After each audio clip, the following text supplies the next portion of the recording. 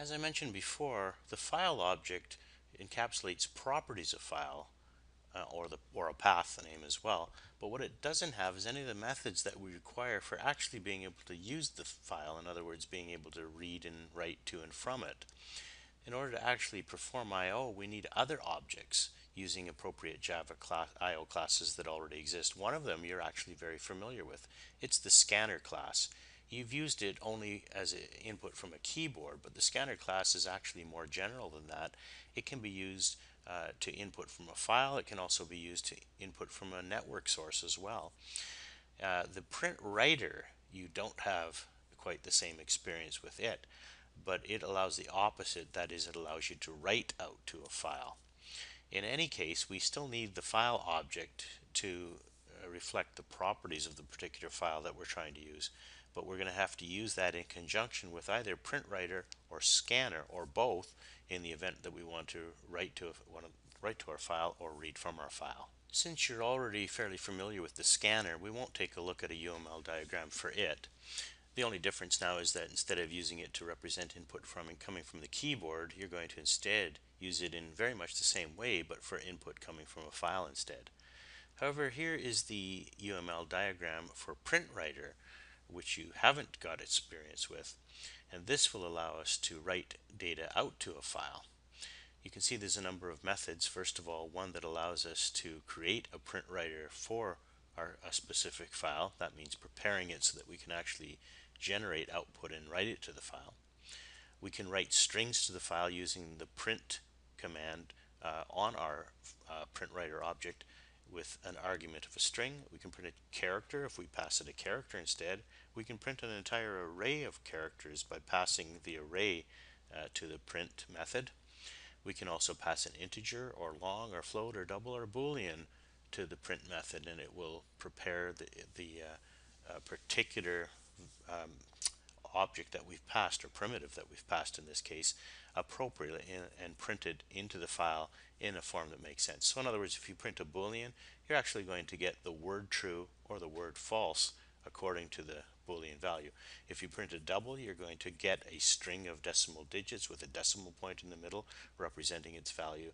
If you generate a float or a long or an int, you're just going to get a sequence of decimal digits with no decimal point, and so on and so forth.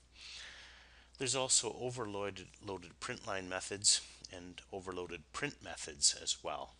Here's a simple example where we open up a file and write some names and some grades, let's say, for some students into the file. If you look down near the bottom of the file, you can see that we're going to be writing the name John T. Smith followed by a mark of 90, all in the same line. And then on the next line, we're going to print the name Eric K. Jones followed by a mark or a grade of 85.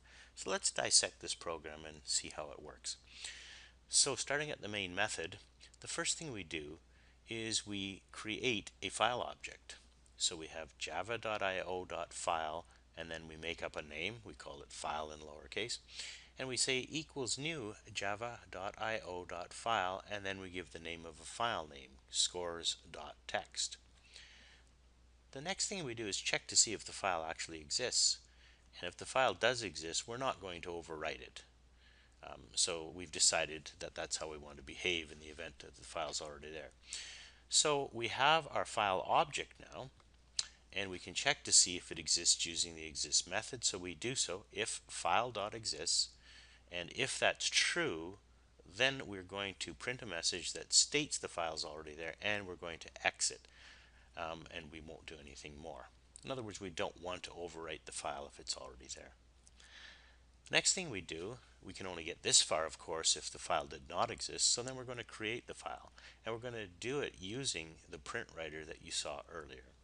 So we create ourselves a PrintWriter called output. So output is an object of class PrintWriter, and we set it equal to new Java IO PrintWriter with an argument for this constructor of the file object that we produced up at the top.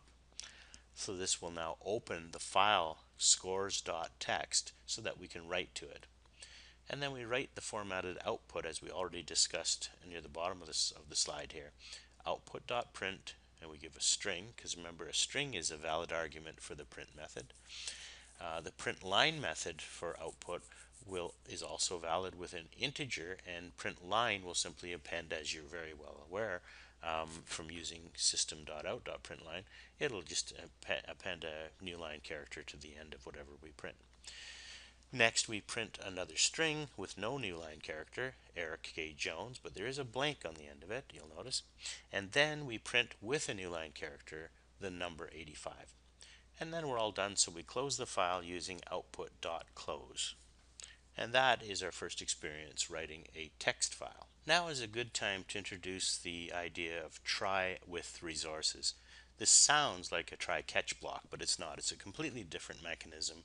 For one thing, the try block would have curly braces immediately following it, but here the try with resources has round parentheses, and inside of those round parentheses we declare and create all the resources we intend on using in the code which follows in the curly braces. At the end of that try, let's call it a try block, what will happen is all of the resources we have created and opened are going to automatically be closed for us.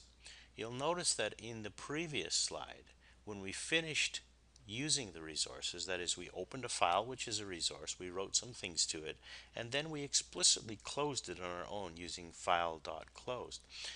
Now, if we were to forget to do that, that could be problematic, because what could happen is there may be stuff that still hasn't actually physically been written out to the file, and if we don't explicitly close it, that last little bit of stuff will never get into the file, and that could be not what we want to happen.